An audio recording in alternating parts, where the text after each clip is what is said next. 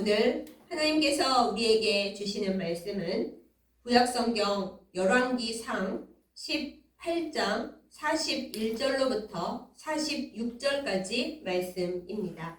제가 가진 성경으로 구약성경 548페이지에 있습니다. 열왕기상 18장 41절로부터 46절까지 말씀 제가 받들어 읽겠습니다.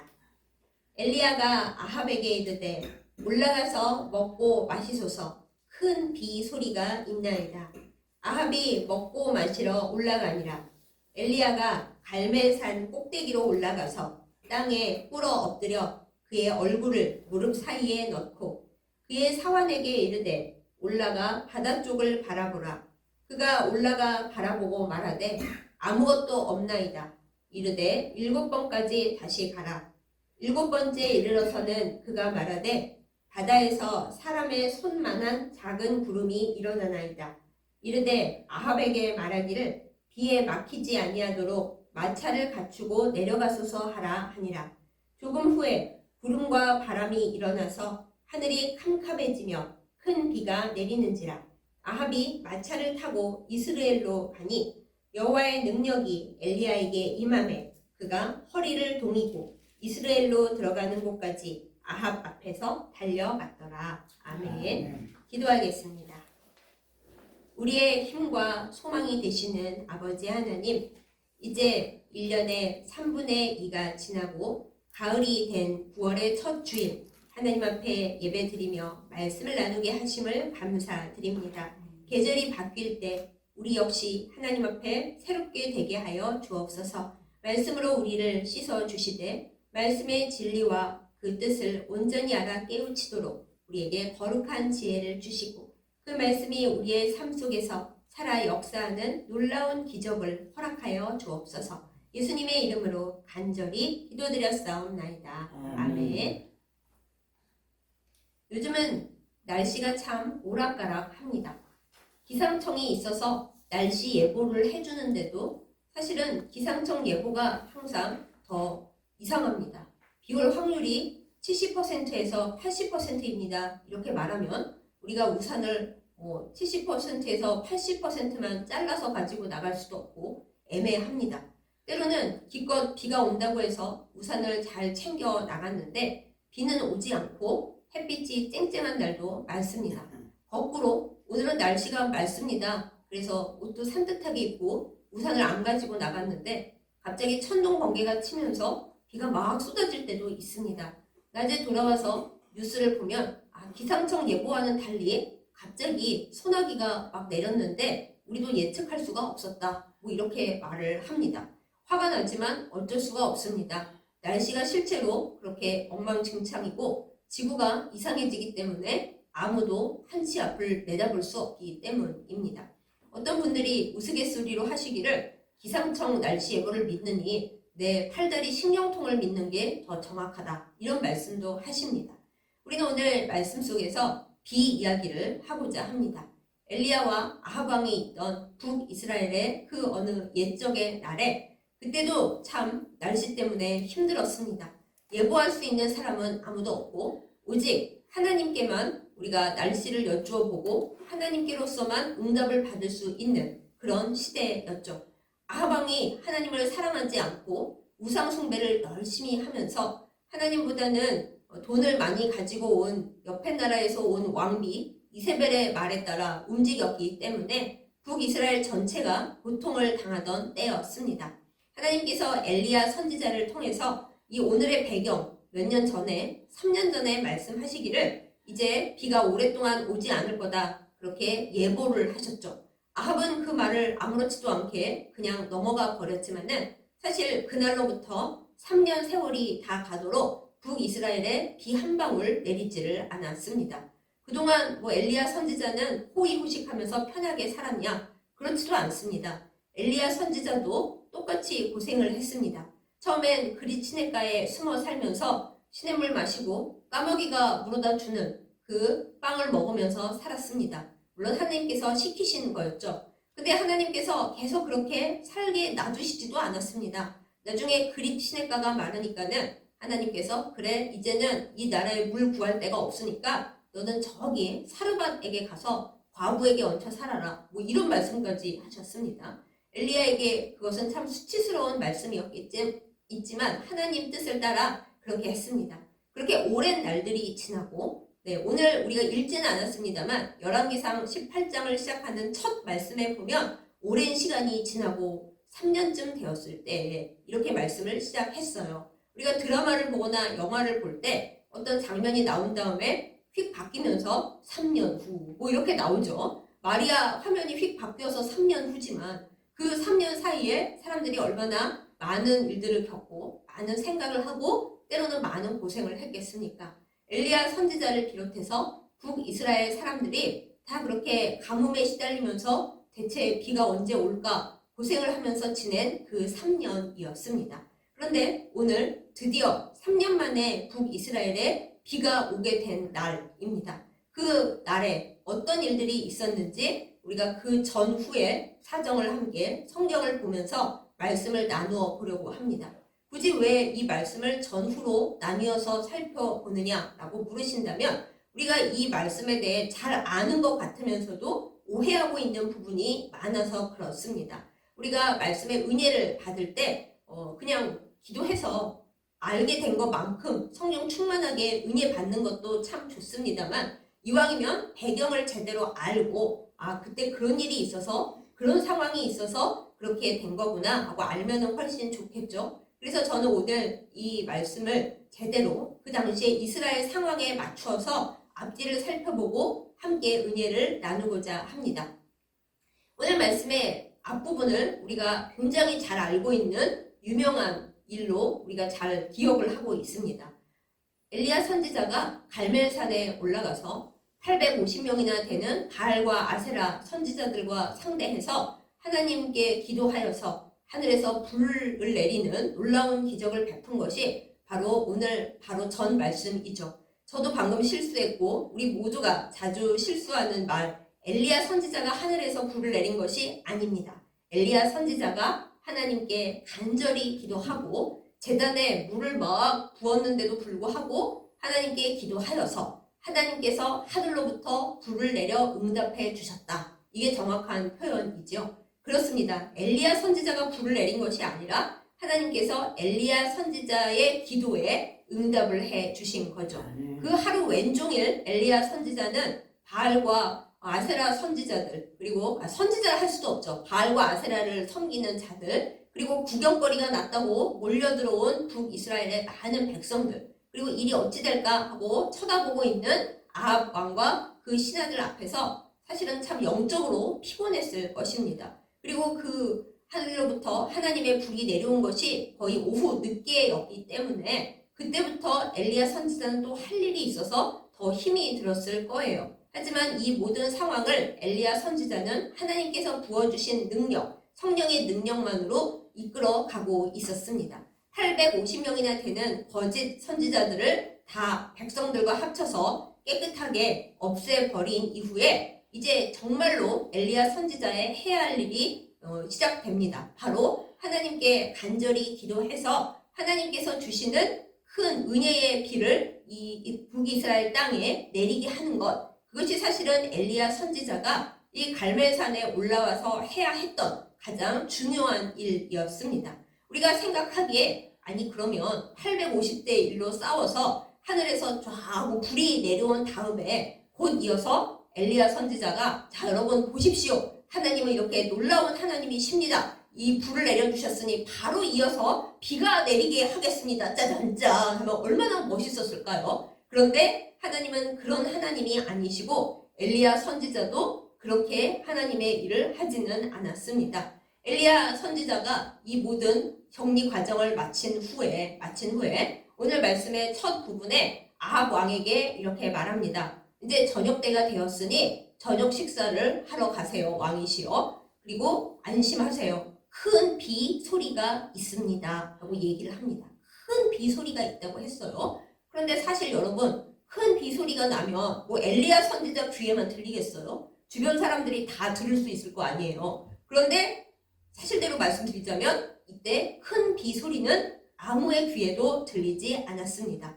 엘리야 선지자의 영적으로 듣는 귀에만 이제 하나님께서 비를 내려주실 때가 되었으니까 큰 비 소리가 영적으로 성령 충만함으로 들립니다. 믿음으로 고백했던 거지. 아합 왕이 아마 속으로 절반은 믿고 절반은 의심하고 반쯤은 무섭고 그런 복잡한 마음이었을 거예요. 내 귀에는 빗소리가 하나도 안 들리는데 하늘에서 기도함으로 하나님의 불을 내리게 한 저 선지자가 내 귀에 큰 빗소리가 들리니까 왕은 걱정하지 말고 저녁 식사하러 가세요. 이렇게 말을 합니다. 이거 어떻게 해야 하지? 하면서도 일단 엘리야 선지자가 말하는 대로 아합 왕은 저녁을 먹으러 갔어요. 그런데 아합 왕은 그냥 그렇게 저녁을 먹으러 간 그때 엘리야 선지자는 뭘 합니까? 나도 오늘 하루 종일 고생했는데 밥 좀 먹자 이럽니까? 아닙니다. 엘리야 선지자는 그때부터 다시 할 일이 생깁니다. 하나님 앞에 이제 비를 내려 주시라고. 3년 만에 이 땅에 비가 와야 하는데 하나님 큰 비를 내려주세요. 제 귀에 들리는 이 큰 비 소리가 저들에게도 들리고 이 땅에 진짜로 비가 내리도록 해주십시오 하고 하나님께 기도를 하러 갑니다. 어디 가서 기도를 했습니까? 갈멜산 꼭대기에 올라갔어요. 이 갈멜산 꼭대기라는 곳은 지중해에서 비구름이 오면은 북이스라엘에서 가장 먼저 알 수 있는 지중해 가장 가까이에 있는 갈멜산에서도 꼭대기입니다.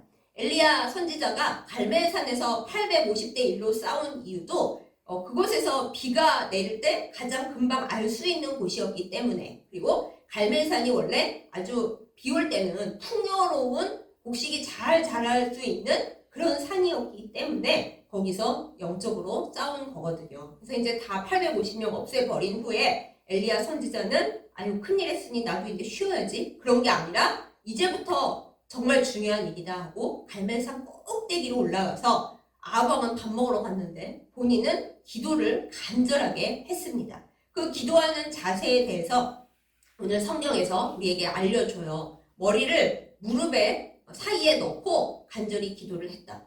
여러분께서 한번 이 자세를 취해 보십시오. 내 머리를 내 무릎 사이에다 이렇게 넣고 기도를 하려고 한다. 그럼 정말 몸의 자세를 낮춰야 합니다. 머리를 아주 딱 내리고 겸손함과 간절함의 끝판왕으로 기도를 한 거죠. 아니 방금 전에 기도해서 하나님의 불을 이 땅에 내리게 한, 그래서 850명 거짓 선지자들을 다 없어지게 만든 그 엘리야가 그냥 하나님 이번엔 비 하고 외치면은 비가 오면은 그럴듯하지 않겠습니까? 능력 있는 선지자로 보이지 않겠습니까? 그런데 그것은 하나님의 방식이 아니었습니다.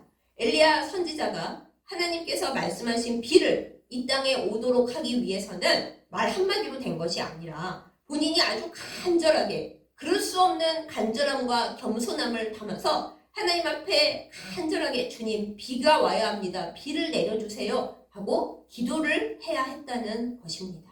그런데 여기서 이제 여러분께서 생각하시기를 근데 만약에 엘리야 선지자가 이렇게 열심히 기도를 하고 아합 왕에게 큰 비소리가 있나이다 큰 소리를 쳤는데 만약에 하나님께서 비를 안 내려주시면 어떡해요? 하고 걱정을 하십니까? 걱정을 할 필요가 없습니다. 엘리야 선지자가 비 올 때까지 무조건 기도한다는 그 인디언 기우제 같은 비 올 때까지 기도하면 언젠간 비가 오겠지 그런 걸 한 것은 절대 아니거든요. 여기서 우리가 다시 열왕기상 18장 1절로 돌아가서 말씀을 잘 보면은 이렇습니다. 그 3년 후에 비가 안 오기 시작한 지 3년 후에 그 사르밧 과부 집에서 더부살이 하고 있었을 엘리야에게 하나님께서 말씀을 주십니다. 뭐라고 말씀을 주셨냐 하면 이제 너 아합을 만나러 가라. 내가 이 땅에 이 지면에 비를 내릴 것이다. 하나님께서 먼저 말씀을 하셨어요. 엘리야 선지자가 하나님 비가 와야 되는데 이때쯤이면 와야 되는 거 아니겠습니까? 뭐 속으로 기도했는지는 모르겠지만 그때까지 하나님은 아무 말씀을 안 하고 계셨는데 드디어 하나님께서 먼저 비가 온다고 말씀을 주셨던 겁니다. 그러니까 엘리야가 아무것도 모르고 하나님 비가 와야 되는데 불도 내렸잖아요. 이제 비. 그런 게 아니라 엘리야 선지자가 850대 1로 싸우고 이기고 그 다음에 아합 왕에게 이제 저녁 식사하러 가세요. 큰 비소리가 있나이다 하고 말한 건 자기 멋대로 말한 게 아니었어요. 하나님께서 먼저 엘리야 선지자에게 야 너 이제 아합을 만나러 가야겠다. 왜요 하나님? 이제 드디어 내가 이 땅에 비를 내릴 거거든 하고 하나님께서 먼저 말씀을 주셨기 때문에 그 말씀을 믿고 엘리야 선지자가 나왔던 거고 아합 왕을 만났던 거고 850대 1로 갈멜산에서 싸워 이겼던 거고 마지막에 지금 비는 한 방울도 안 오고 있는데 본인도 기도하러 가야 될 이 입장에서 아합 왕에게 큰 비소리가 있나이다. 그러니까 걱정을 하지 마세요 하고 말할 수가 있었던 겁니다.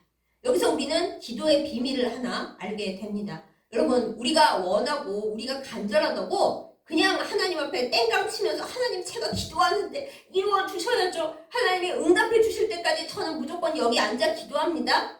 이렇게 하는 기도도 물론 있지만은 오늘 말씀에서 보듯이 그런 게 아니에요. 사실은 하나님께서 우리에게 내가 너의 말을 들으리라. 네가 나에게 간절하게 부르짖으면 내가 너에게 응답하리라 하고 먼저 말씀을 주셨어요. 그러니까 우리가 그 말씀을 붙들고 그냥 땡깡 피우고 내 감정으로 기도하는 게 아니라 주님은 성경에서 약속하셨습니다. 내가 부르짖으면 응답하리라 하셨고 내가 욕심을 안 부리고 하나님의 뜻에 따라 간절히 기도하면 만나주리라 이렇게 말씀으로 약속을 주신 분이 바로 주님이십니다. 저는 그 말씀을 주님 앞에 펼쳐놓고 그 옛날 히스기야 왕이 적이 보낸 아주 조롱하는 그 편지를 성전에다 펼쳐놓고 울면서 기도했듯이 하나님 저는 그 적군이 보낸 편지도 아니고 무려 하나님께서 저에게 주신 그 성경의 말씀을 지금 하나님 앞에 펴놓고 기도합니다. 주님이 먼저 저에게 응답하겠다고 말씀 주셨잖아요. 저는 그것을 의지하여 기도하오니 주여 응답하시옵소서 이렇게 기도를 하는 겁니다. 인디언 기우제처럼 주님 응답 주실 때까지 저는 여기 앉아서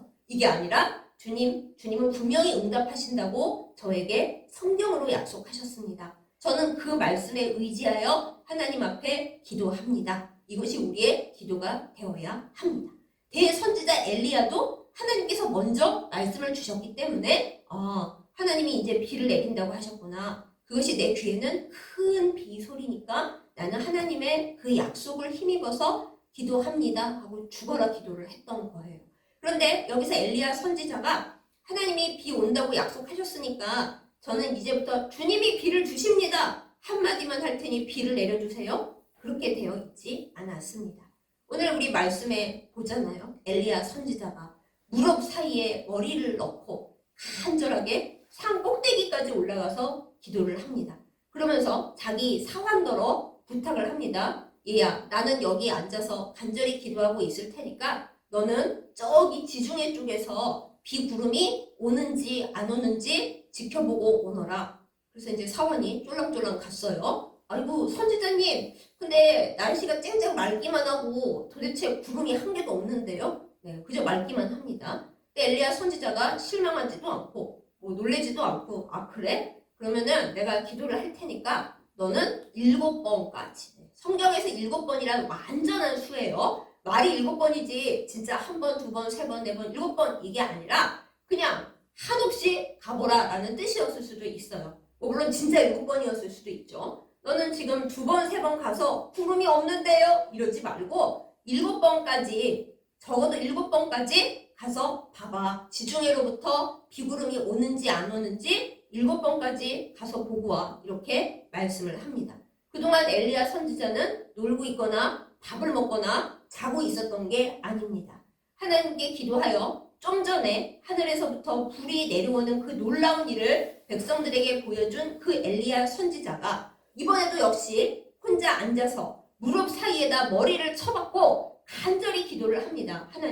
하나님께서는 지면에 비를 내릴 거라고 저한테 내려가라고 하셔서 야합 왕을 만나라고 하셔서 제가 오늘 여기 왔습니다. 하나님 약속하셨으므로 지면에 비를 내려 주십시오. 사환 아이는 아직도 맑고 쨍쨍하다고 하는데 그래서 저는 하나님 앞에 더욱 기도하고 있습니다 하고 기도를 했어요. 7번째 갔다 온 사환 아이가 드디어 막 달려와서 말합니다. 아이고 선지자님, 저 드디어 저기 멀리서 사람의 손만한 구름이 보입니다. 이렇게 얘기를 해요. 커다란 먹구름도 아니고 손 보세요 여러분. 요만한 손만한 구름이 바다 쪽에서 이렇게 떴어요. 선지자님 이렇게 얘기를 전합니다. 여러분과 저의 생각에 우리의 삶 속에서 이제 기도를 열심히 하는데 그냥 제가 예를 들어볼게요. 하나님 저 지금 너무 급합니다. 이런 거 저런 거 막아야 되는데 하나님 내일까지 1,000,000원만 구해 주시옵소서. 그냥 이렇게 예를 들어봅니다. 그래서 1,000,000원 하고 하나님께 기도를 하고 있는데 어떤 분이 저 기도 응답을 받아서 좀 보태라고 하나님께서 말씀을 주셔서 성령의 응답을 받고 보내드립니다. 그래서 하나님께 1,000,000원 기도했는데 한 800만원 들어오려나? 하고 확인을 했는데 예를 들어서 100만원 들어왔다고 해보세요. 숫자가 잘못된 거 아니야? 뭐 열심히 세어봐도 100만원입니다. 그러면 우리 반응이 대체로 어떻겠어요?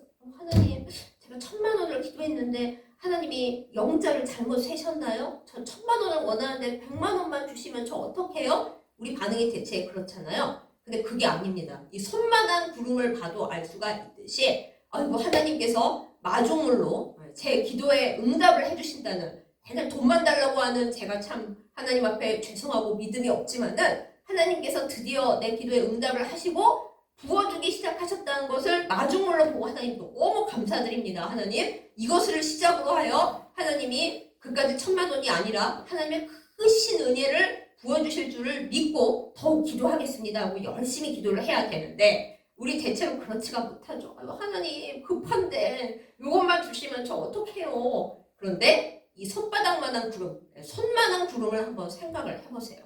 손만한 구름, 아유, 지금 온 북이스라엘에 비가 내려야 되는데 지중해에서 손바닥만한 구름, 요만한 구름 떠서 이걸 어쩌라고요 하나님. 그럴 수도 있었겠지만은 그렇지 않습니다. 이 소식을 들은 엘리야 선지자가 이번에 사환에게 뭐라 그러냐 하면 구름이 떴어? 그러면 아합 왕에게 너는 가가지고 이제 곧 큰 비가 내릴 테니까 길이 막히지 않도록 얼른 마차를 준비해서 타고 내려가세요라고 전해라. 이렇게 말을 했습니다.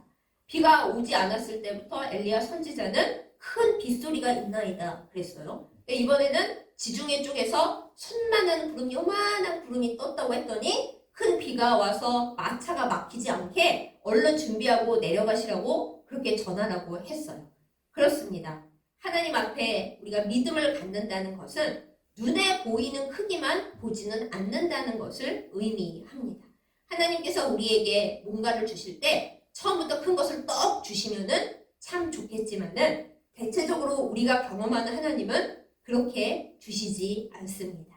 일단 우리의 마음의 크기, 믿음의 크기, 감사와 기쁨의 크기를 달아보십니다. 시험이 아니라 그냥 얹어보시는 거예요. 너는 어느 정도이냐, 어느 만큼 나를 믿고 있느냐, 그거를 보시면서 조그만 것을 얹어주십니다. 그럼 그것을 받는 우리의 마음과 우리의 태도가 하나님 감사합니다. 드디어 우리에게 응답을 하기 시작하시는군요. 제 기도가 헛되지 않았고 저를 향하시는 하나님의 사랑은 이렇게 크십니다. 하나님, 저는 하나님을 믿고 이것을 마중물로 삼아 더 감사하고 더 기뻐하고 더 기도하겠습니다. 그리고 하나님의 뜻대로 이것을 잘 하겠습니다. 이러면은 알고 보면 그 하나님 조금 주신 게 밑에 가득 산더미처럼 들어있는 것에 조금 윗부분만 보였다는 것을 우리가 살면서 경험하게 됩니다. 이 지중해에서 떠오른 손만한 구름도 마찬가지였어요.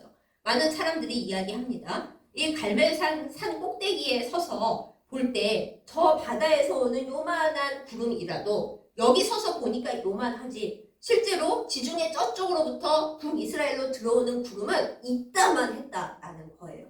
우리가 태풍을 경험할 때 태풍이 처음 올 때는 그냥 나무가 흔들리고 바람이 살랑살랑 부네 이렇게 느끼지만은 실제로는 그렇지가 않잖아요. 태풍이 크게 몰려올 때가 많지 않습니까? 마찬가지입니다. 겨우 손만한 구름이라고 사환 아이가 말했던 그 구름이 사실은 지중해에서부터 멀리서부터 크게 몰려오는 비구름의 겨우 시작점만을 본 것이었다는 것입니다.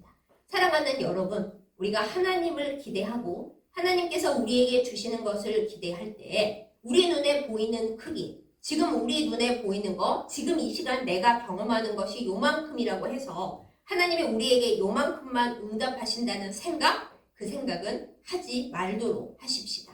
하나님은 우주의 주인이십니다. 그 우주의 하나님이 나를 이 우주의 크기만큼 사랑하셔서 독생자도 아낌없이 주시는데 저 우리에게 주시는 게 꼴랑 요만큼이겠습니까? 그거는 우리가 하나님을 생각하는 사랑의 크기가, 믿음의 크기가 요만큼밖에 안 되는 거죠.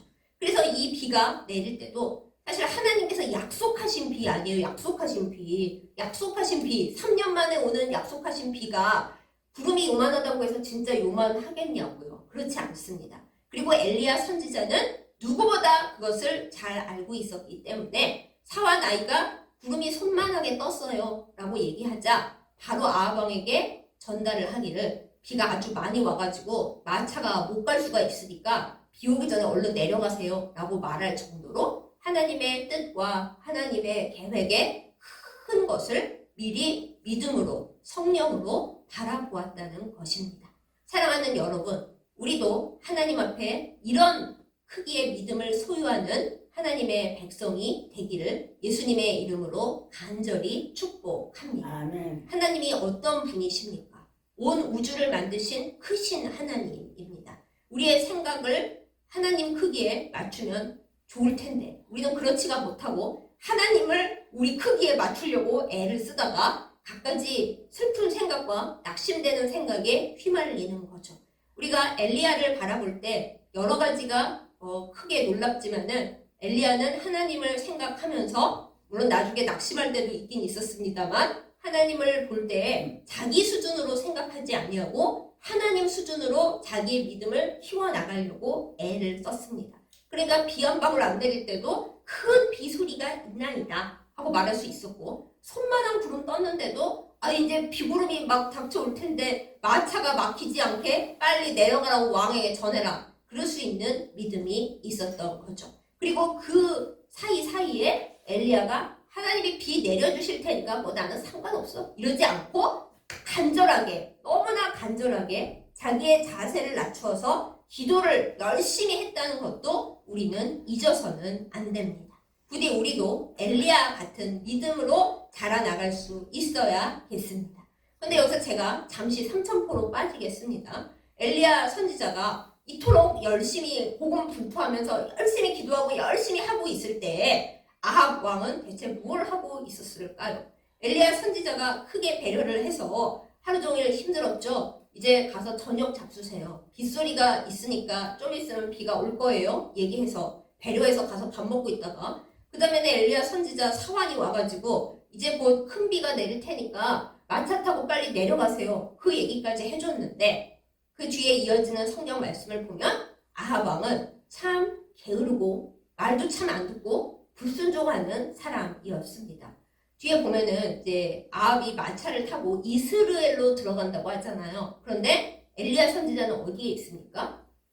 여호와의 영이 충만해서 여호와의 능력이 가득해서 허리를 동여매고 이스라엘 옷은 이게 쭉 기니까 허리를 동여매고 아합의 마차 앞에서 달려갔다고 하잖아요. 많은 분들이 이 말씀을 되게 오해를 하십니다. 우와, 마차가 달려가는데 그 앞을 사람이 말보다 빠르게 뛰어가? 역시 하나님의 영이 얼마나 세면은 마차보다 빠르게 달리는 엘리야야. 장난이 아니다. 이렇게들 오해를 하시잖아요. 근데 이스라엘을 잘 아시는 분들은 얘기하십니다. 그게 아니라고요. 그게 아니라 이제 제가 이제 이스라엘 이 지대에 대한 얘기를 잠시 드릴게요.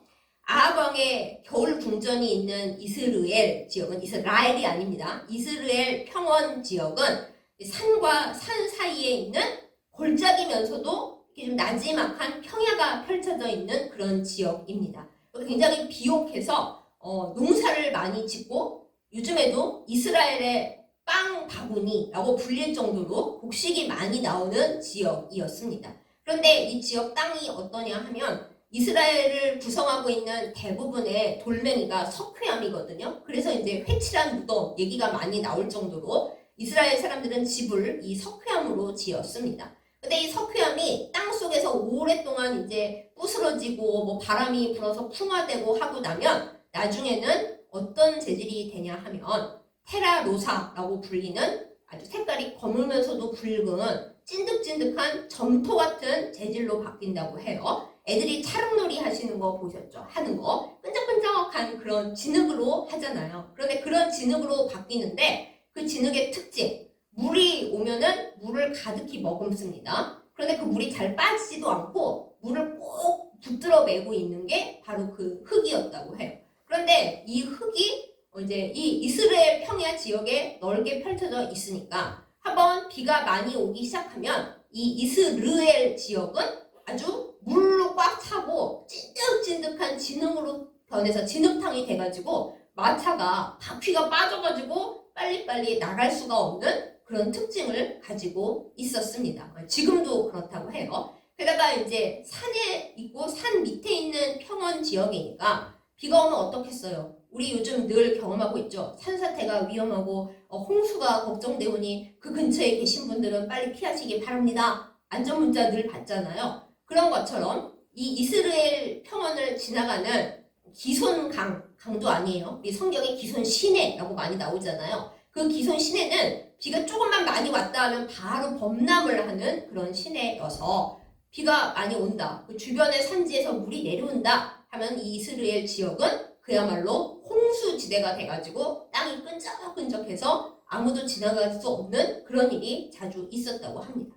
게다가 3년 동안 지금 비가 안 오던 때잖아요. 3년 만에 비가 왔으니 길이 난장판이 된 거죠. 그래서 아합이 탄 마차가 비 오기 전에 빨리 출발을 해서 자기 겨울 궁전이 있는 이스라엘로 쏙 들어갔으면 별 문제가 없었겠지만 분명히 엘리야 선지자가 말도 해줬음에도 불구하고 에휴 비가 오긴 뭐가 와 아직도 맑구만 구름 조금 떴네 그래가지고 비가 어떻게 와 그러던 아합 왕은 결국 비가 막 쏟아지고 나니까 어이구 비가 오네 그때부터 마차를 막 굴려서 갔는데 이 마차 바퀴가 진흙탕 뻘밭에 빠져서 제대로 나갈 수가 없었던 거예요. 엘리야 선지자가 말을 해줬던 대로. 그러니까 엘리야 선지자는 뭐 아주 빨리빨리 뛰어서 말보다 빠르게 뛰었던 게 아니라 진흙탕에 빠진 아합의 마차가 어기적 가는 동안 그 옆에서 옷을 이렇게 추어 올려서 허리를 동이고 그 마차보다는 좀 빠르게 비를 맞으면서 하나님의 능력에 충만이 있는 채로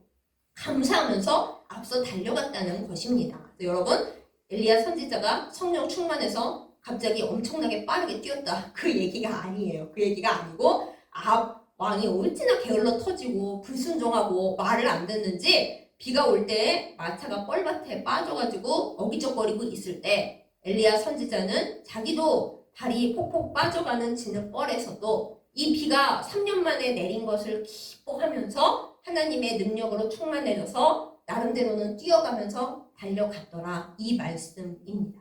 여기서 제가 생각하는 것은 지금 이 북이스라엘의 왕이 누굽니까?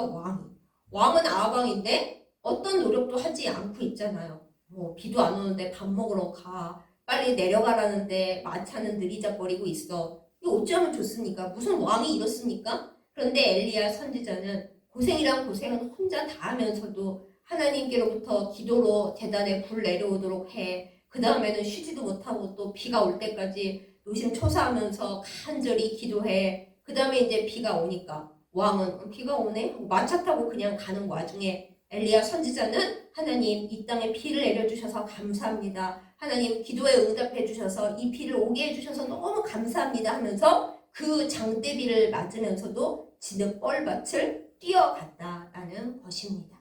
사랑하는 여러분, 하나님의 응답은 당연한 게 아닙니다.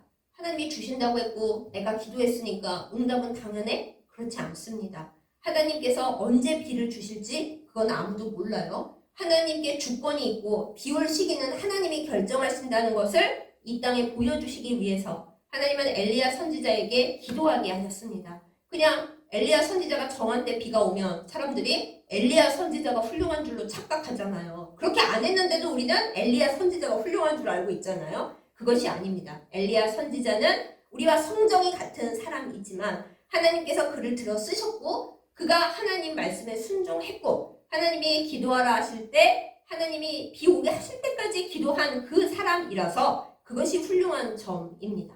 그게 하나님이 언제 비를 주실지 확실하지는 않았기 때문에 엘리야 선지자가 죽도록 기도하면서 하나님 드디어 3년 만에 이 땅에 비를 주시는군요. 저를 써주셔서 비 오도록 기도하게 해주시는군요. 이 비를 맞으며 뛰어갈 수 있게 해주시는군요. 하면서 하나님의 능력과 기쁨과 감사에 충만해서 엘리야 선지자는 아합의 마차보다 더 빠르게 허리를 동이고 그 비를 다 맞으면서도 뛰어간 사람이었다라는 것입니다.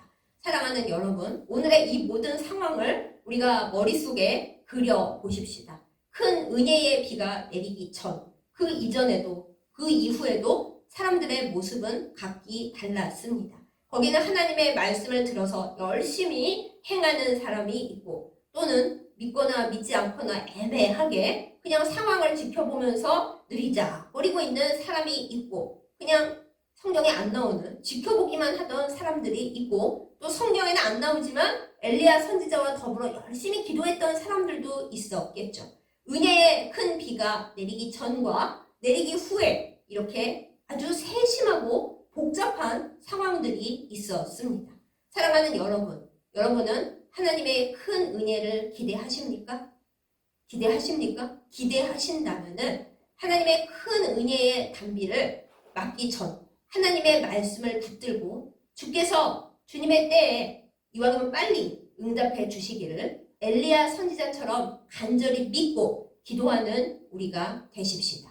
그뿐만 아니라 하나님의 은혜가 요만큼밖에 안 보이더라도 에이 하고 낙심하거나 기도를 집어치우지 말고 손만한 구름이 떴어요 하고 하나님 앞에 하나님께서 주실 큰 은혜를 기대하면서 더 감사하고 더 기뻐하며 기도하는 그리고 믿음으로 바라보는 우리가 되십시다. 그리고 하나님께서 응답을 주셨을 때에는 당연하지 뭐 응답 이런 태도는 안 됩니다. 그 응답 뒤에 어떤 상황이 또 펼쳐질지는 응답에 대한 우리의 태도가 어떠한지에 따라 달라집니다. 그것을 기뻐하면서 감사하면서 하나님이 응답해 주신 것에 온전한 마음을 드리면서 하나님께 모든 것을 드리면서 나아갈 때 우리는 큰 은혜의 비를 맞을 수도 있고 또 그 비를 지킬 수도 있을 것입니다. 한 번 더 여담을 드립니다. 엘리야 선지자가 너무 기뻐한 나머지 이 이후로는 좋은 일만 있을 거야 생각하다가 바로 그 다음 장에서 낙심하여 로뎀나무 아래에 들어눕잖아요. 큰 선지자도 조금만 낙심하고 조금만 방심하면 그렇게 되는 겁니다. 그러니까 우리도 하나님 앞에 응답을 받고 좋을 때에 더 마음을 지켜 선줄로 생각한 자 넘어지지 않도록 뒤에 것을 지키는 기도도 해야 합니다. 하나님 응답해 주셔서 너무 감사합니다.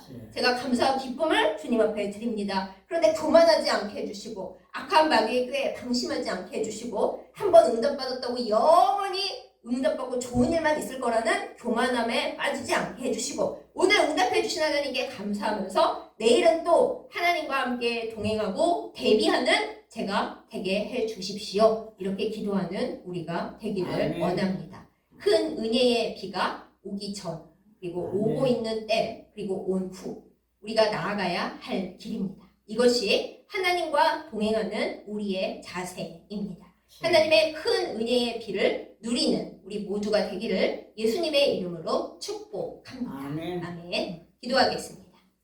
참 좋으신 하나님 아버지, 우리에게 주시는 모든 것이 하나님께로부터 오는 은혜의 선물이요 하나님께로부터 오는 사랑인 것을 기억합니다. 주여 감사를 드립니다. 오늘 엘리야 선지자가 그러했듯이 하나님의 말씀을 붙들고 끝까지 믿으며 기도하게 하여 주시옵소서. 아합처럼 바보같이 불순종하며 게으르게 지금 내가 기도해야 하는 것이 내가 생각해야 하는 것이 무엇인지도 모른 채 그렇게 있지 않게 하여 주시고 우리가 선 자리에서 하나님의 은혜를 받기 위하여 무엇을 해야 하는지 알고 행하는 저희들 다 되게 하여 주시옵소서. 하나님 우리에게는 은혜의 큰 비가 너무나 필요합니다. 하나님께서 약속하신 그 복이 그 사랑이 너무나 간절합니다. 주여 응답하여 주시옵소서. 우리가 하나님의 영에 충만히 사로잡힌 자 되어 엘리야 선지자가 그러했듯이 간절히 기도하며 간절히 하나님 앞에 나아가며 기쁨과 감사를 누리는 주의 백성들 다 되게 하여 주시옵소서. 예수님의 이름으로 간절히 기도드렸사옵나이다. 아멘.